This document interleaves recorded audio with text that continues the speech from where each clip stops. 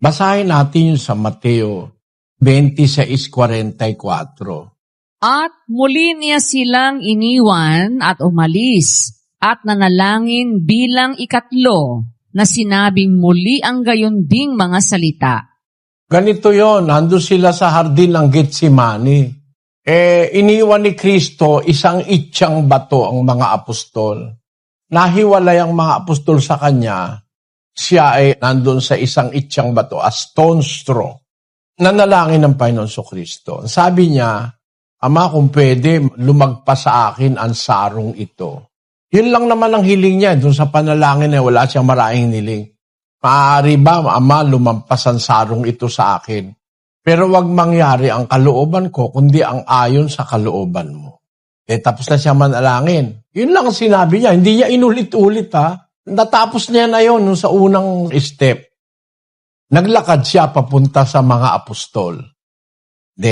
Kung mga 200 meters yun, siguro mga ilang minuto yun, naglakad siya. Ating niya mga apostol, natutulog. Sinabi niya kay Pedro, di ba kayo maaaring makipagpuyat sa akin ng 1 oras man lang? Sabi niya. Sinabi niya ngayon, kayo'y magpuyat at magsipanalangin upang huwag kayong magsipasok sa tukso. Ang espiritu sa katotohanan ay nakahanda, dadapwa at mahina ang laman. Muli siyang umalis. Iniwan niya uli mga apostol doon sa lugar nila.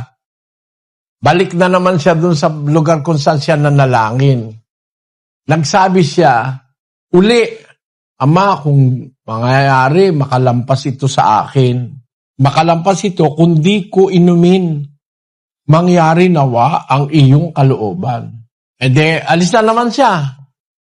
Balik siya uli doon sa mga apostol. Siya'y nagbalik na mulit, naratnan silang natutulog sapagkat nabibigatan ang kanilang mga mata. Madaling araw kasi yun. Ang nangyari, tuloy natin sa 44. Muli niya silang iniwan at umalis at nanalangin bilang ikatlo na sinasabi muli ang gayunding mga salita. Si Kristo may interval Bakit nag-interval siya?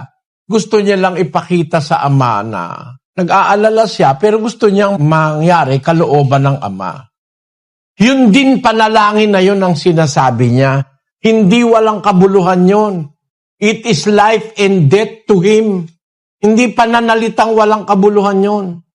Inulit niya, hindi sa 1 oras ng panalangin niya, inulit-ulit niya ng 3.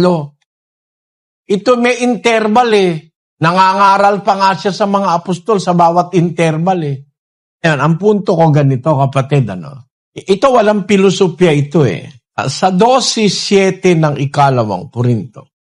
At nang ako'y huwag magpalalo ng labis dahil sa kadakilaan ng mga pahayag, ay binigyan ako ng isang tinik sa laman, ng isang sugo ni Satanas, upang ako'y tampalin, nang ako'y huwag magpalalo ng labis. Pero siyang nakita sa kanyang pagkatao, parang sugo ni Satanas na para siya'y humiliate, para wag siyang magpalalo ng labis dahil napakadakila ng pahayag na natanggap ni Pablo. He's one of the greatest of the apostles. Ang sabi niya sa 8, tungkol dito'y makaitlo akong nanalangin sa Panginoon upang ilayo ito sa akin. Yung palang pagkaalis nung kanyang kapintasan sa laman, 3 beses niyang ipinanalangin. Hindi sinabing 3 beses na sunod-sunod isang upuan. No? O isang luhuran, 3 beses na sunod-sunod na inuulit. 3 beses siyang nanalangin doon. Hindi niya binigay kung ilan ang interval. Pero yung kay Mateo, binigay ang interval. Lalakad, lalayo sa mga apostol, nanalangin, babalik uli, lalakad, tapos mamayang konti, nakita tulog na naman, tulog din lang naman kayo, balik siya uli doon, nanalangin siya, walang nakalagay na oras, Maaaring magdamag nangyari yun. 3 beses siyang nanalangin ng gayunding salita. Ngayon, si Pablo rin ganon. Nananalangin siya ng gayon at gayon din, pero hindi sa isang upuan. 2 Timoteo.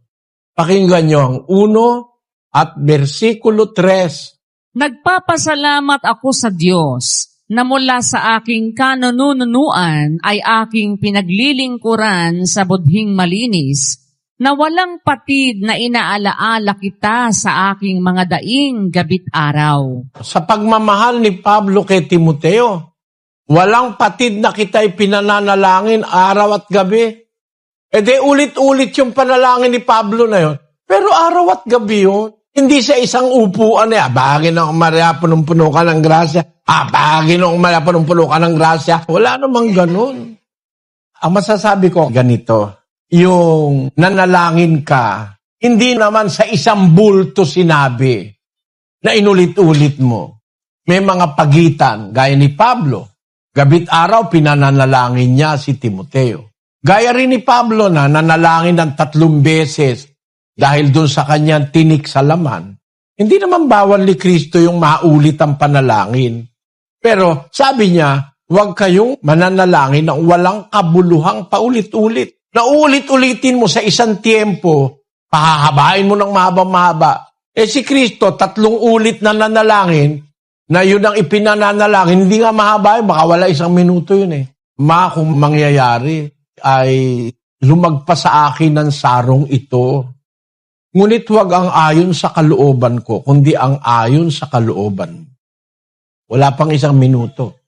Hindi mahaba, tapos lakad siya. Punta siya doon sa mga apostol, natutulog, ginising. Ano ba kayo? Hindi ba kayo makakapagpuyat sa akin kahit 1 oras? Magsipagpuyat kayo't manalangin upang huwag kayong pumasok sa tukso. Ang espiritu sa katotohanan ay nakahanda, dapat mahina ang laman. Ngayon, at tapos niya sabihin yun, lakad siya uli doon. Hindi nga sinasabi kung ang paglakad niya dahan-dahan eh. O lumakad siya mabilis eh. Hindi mo alam ang pagitang oras. Nanalangin siya uli nung ganun ding panalangin. Mamaya konti, balik uli sa mga apostol. Yan, nangyayari yan sa magdamag eh. Nangyayari yan nung magdamag na yun eh. Kasi nung mag-uumaga na, dumating na yung mga sundalo para siya hulihin. Doon na nga nanaga si Pedro eh. Panahon na yun, hindi na inaantok si Pedro. Nanaga na eh. Pero may inaantok na nanaga. Magkaiba ng tiyempo yun. Ang punto ko, kapatid, naulit-ulit man yun sa hindi sa isang pagkakataon. Gaya ng panalangin ni Pablo kay Timoteo, hindi sa isang pagkakataon.